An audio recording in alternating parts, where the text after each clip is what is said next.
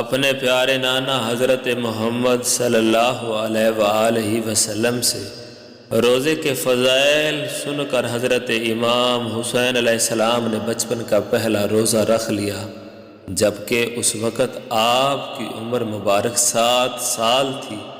ظہر کے وقت ننھے حسین علیہ السلام جان رسول و علی و بطول پر پیاس کا غلبہ ہوا، ایسا کہ وہ ہونٹ جن کو اللہ کے رسول چومتے تھے پیاس سے خشک ہو گئے۔ پاک بی بی فاطمہ بنت محمد سے ننھے حسین کی پیاس برداشت نہیں ہو پا رہی تھی۔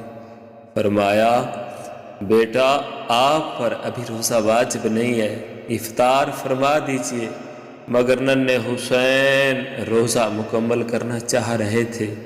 آپ کے نانا محمد مصطفیٰ اور بابا علی گھر تشریف لائے تو ننھے حسین کی پیاس دیکھ کر آپ بھی غمگین ہوئے، لیکن اپنی محترمہ بیٹی کو فرمایا، اے فاطمہ، حسین کو اسی حالت میں چھوڑ دو کہ انہیں پیاس برداشت کرنے کی عادت ہو جائے۔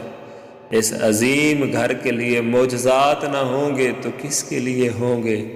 روایت کہتی ہے کہ حکم پروردگار ہوا، ملائکہ سورج کی تنابیں جلدی کھینچو کہ میرے حبیب کا لال پیاس سے بےتاب ہے۔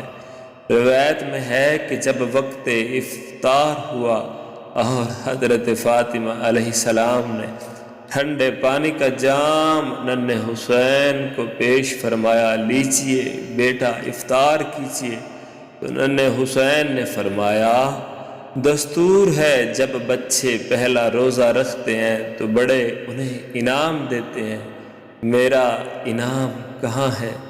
حسین دہلوی یہاں پر لکھتے ہیں، پہلے رسول اللہ صلی اللہ علیہ وآلہ وسلم نے فرمایا، میں نے حوض کوثر دیا، اپنے ظاہروں اور رونے والوں کو پلانا۔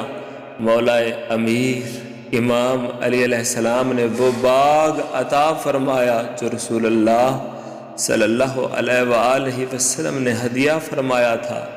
جب ماں کی باری آئی تو آپ علیہ السلام نے وہ 4 دریا جو آپ کو حق مہر میں عطا ہوئے تھے، جیہون، سیہون، نیل اور فرات عطا فرمائے۔